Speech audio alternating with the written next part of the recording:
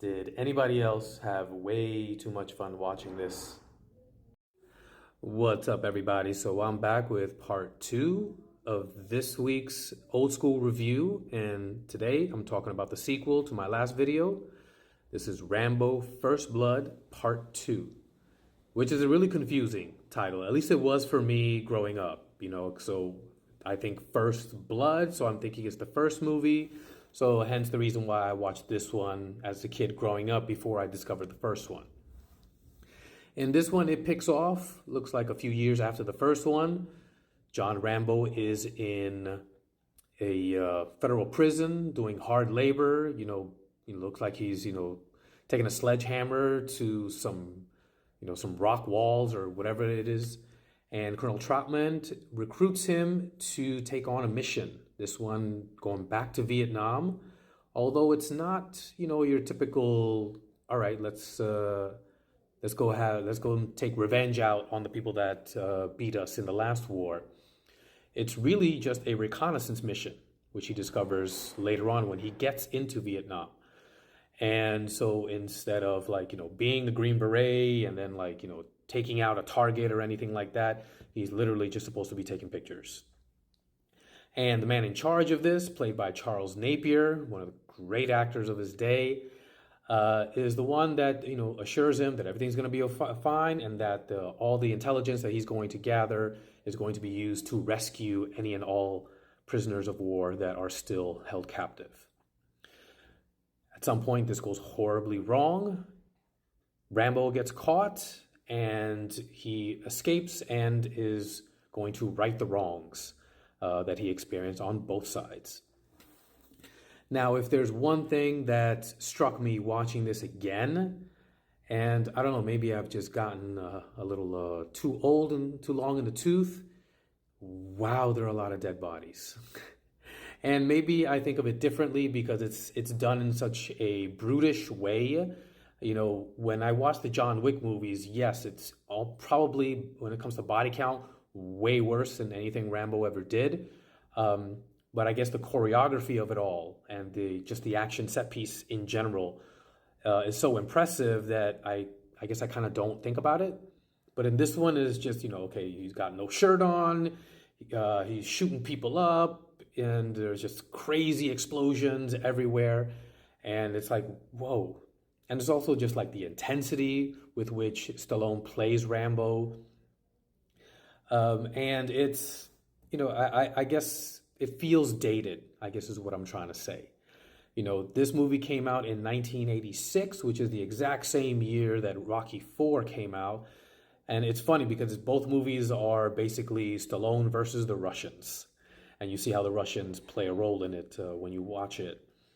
I guess he was really on his anti-communist vibe during this time. I mean, the action is still cool in a certain way because there are practical effects.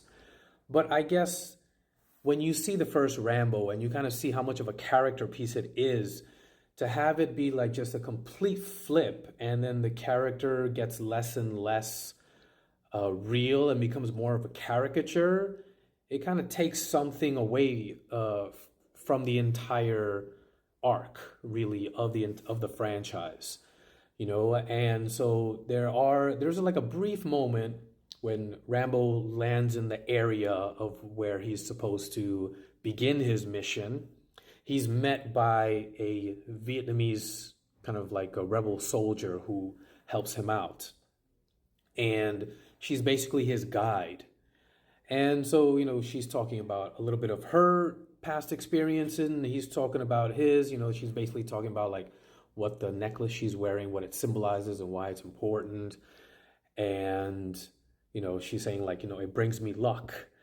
And he's like, well, what about you? What brings you luck? And he's like, oh, he picks up his knife. And he's like, oh, it's this, And so there's these moments of disconnect, that feel weird now watching it so many years later.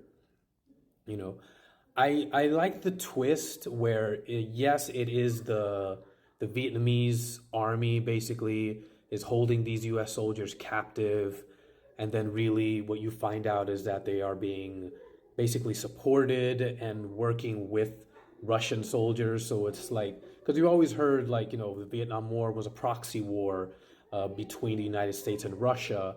And so now it's like, okay, now they're really making it obvious that that is definitely the case, and yeah, it's just, it doesn't work for me anymore. It was kind of fun watching it, but it was just so meh.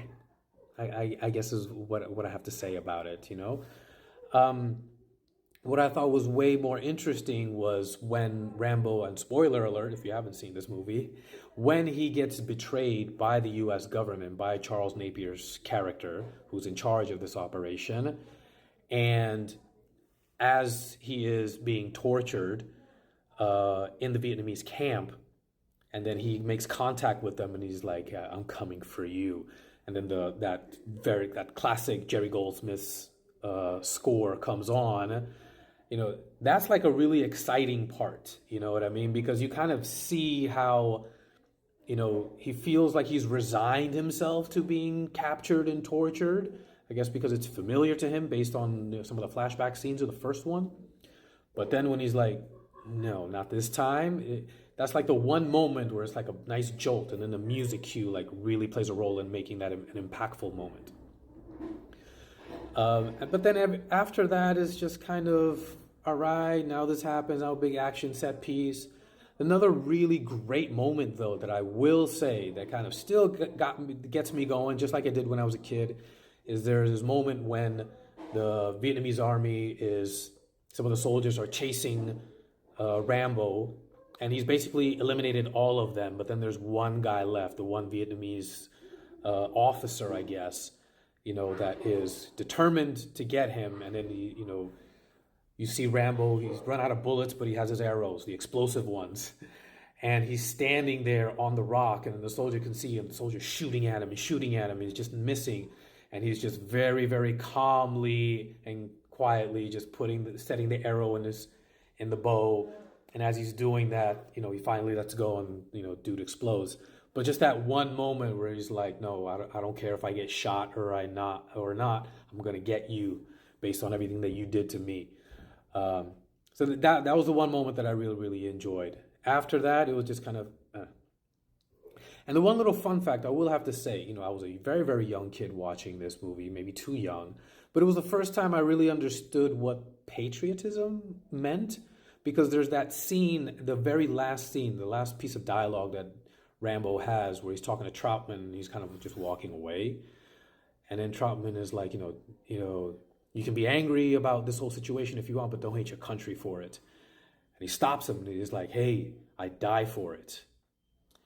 And he's like, Troutman's like, what do you want? He's like, I want what they want and every other guy that came over here wants for our country to love us as much as we love it.